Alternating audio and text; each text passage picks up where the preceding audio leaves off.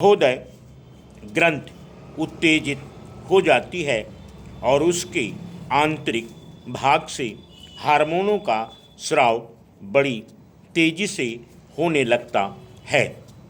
ज्यों ही ये स्राव रुधिर में मिलकर पूरे शरीर में पहुँचते हैं हमारा शरीर जोर जोर से धड़कने लगता है, नाड़ी तेज चलने लगती है, श्वसन दर बढ़ जाती है, आँख की पुतलियाँ चौड़ी हो जाती हैं तथा शरीर में उत्तेजना और उत्साह उत्पन्न हो जाता है।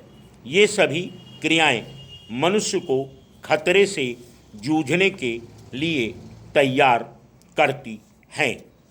परानुकंपी तंत्रिका तंत्र के सक्रिय होने पर हमारे अंदर किसी खतरे को सूंघकर उसे पहचानने तथा भली भांति सोचकर ठंडे दिमाग से सही निर्णय लेने की शक्ति विकसित होती है। इस स्थिति में शरीर में होने वाली क्रियाएं व्यक्ति को बिना सोचे समझे निर्णय लेने से रोकती हैं। व्यक्ति उत्तेजित नहीं होता, व्यक्ति के हृदय तथा नाड़ी की गति एवं श्वसन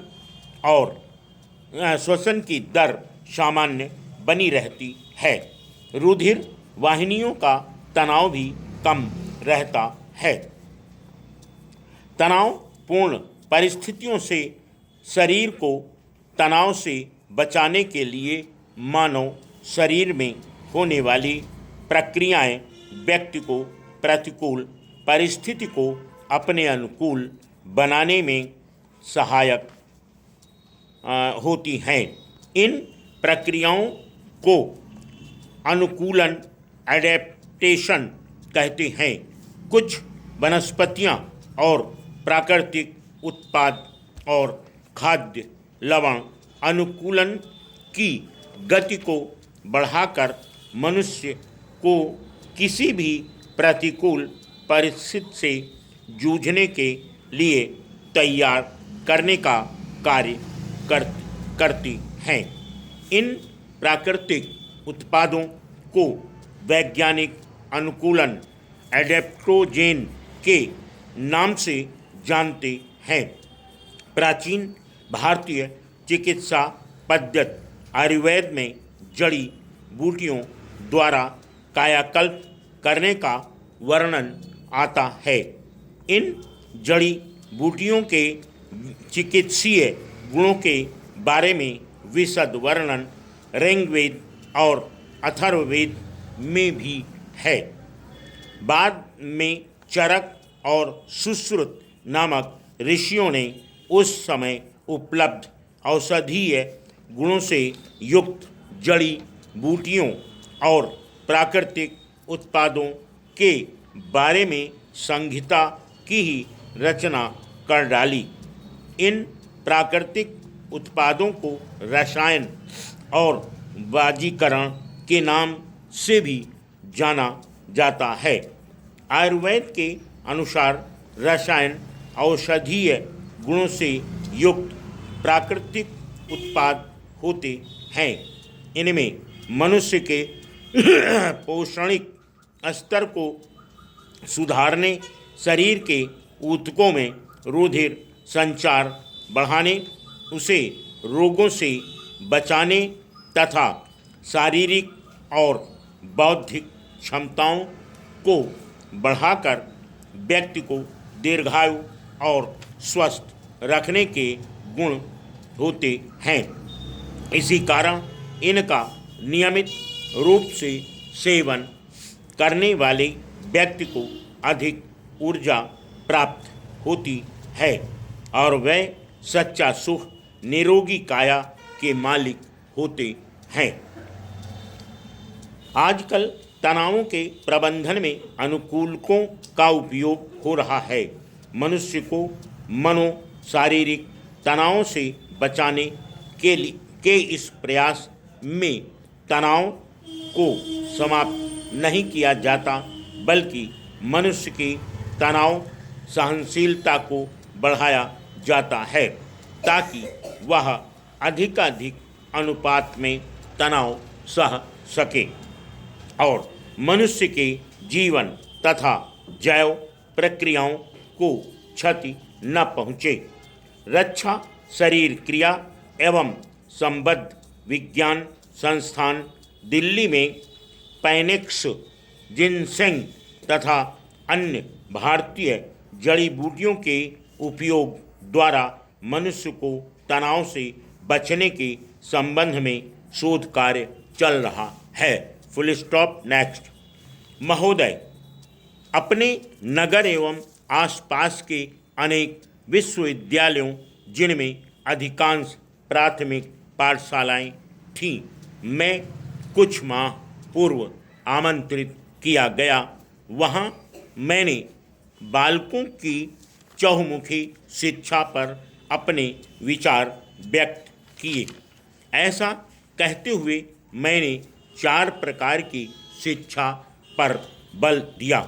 इस 4 प्रकार की शिक्षा से ही, क्योंकि शिक्षा का वास्तविक उद्देश्य पूरा होता है, अतः यह आवश्यक है कि इस चहुमुखी शिक्षा प्रक्रिया से बालक गुजरे, इसी से वह श्रेष्ठ मानव बन सकेगा। यह 4 प्रकार की शिक्षा है। का सामान्य शिक्षा, खा शारीरिक शिक्षा, गा नैतिक शिक्षा तथा घा तकनीकी शिक्षा। इनमें से अंतिम अर्थात तकनीकी शिक्षा के संबंध में मुझसे कई एक ने प्रश्न किए हैं। विशेष करके मैंने जो यह कहा था कि बालकों को उनमें उपस्थित स्वाभाविक गुणों के अनुरूप ही तकनीकी शिक्षा दी जाए तो वे आत्मनिर्भर होकर श्रेष्ठ जीवन व्यतीत कर सकेंगे के संबंध में स्थिति को और स्पष्ट करने को लेकर प्रश्न थे। अब अपने देश में हजारों मील दूर आपके इस विश्वविद्यालय में भी मैं इन प्रश्नों के दिए गए उत्तर का सारांश रखता हूँ। बात कोई सामान्य नहीं है, केवल भारत के ही परिप्रेक्ष्य में भी नहीं है।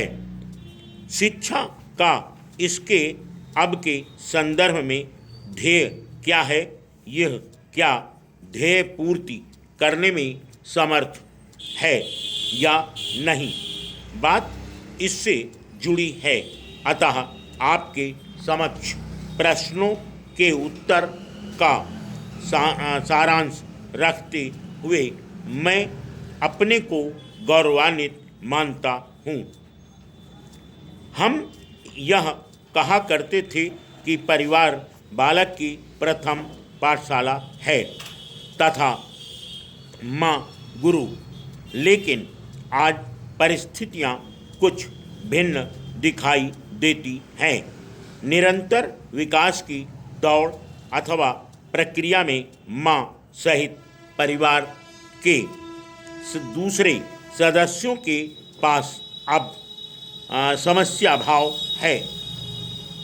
अतः अब प्रथम गुरु माँ और पहली पाठशाला परिवार वाली बात सेना परिवर्तित हो रही है।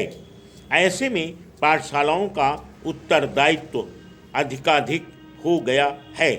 शिक्षा के ध्येय के अनुसार बालक को कैसे भावी जीवन को विकसित करने में इनकी भूमिका ही प्रमुख हो गई है। शिक्षा के ध्येय के अनुसार बालक को कैसे भावी मानव बनाना है, यह कार्य इन्हीं का हो गया है। प्रायः पाठशालाएं 2 प्रकार की शिक्षा प्रमुख रूप में दे रही हैं। इनमें प्रथम है सामान्य तथा द्वितीय शारीरिक शिक्षा।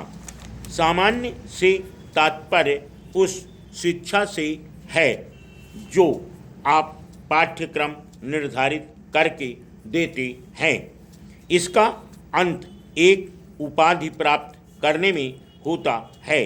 शारीरिक शिक्षा में खेल कूद व्यायाम आदि सम्मिलित हैं तथा शारीरिक तथा इसी के साथ मानसिक विकास के लिए आवश्यक है। इससे शरीर सुंदर तथा स्वस्थ बनता है, मानसिक विकास होता है। इसीलिए पाठशालाएं सामान्य एवं शारीरिक शिक्षा के लिए कार्य करती हैं।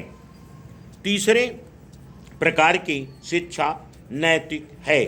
बालक को मानव अथवा मनुष्य बनाने वाली यही शिक्षा है।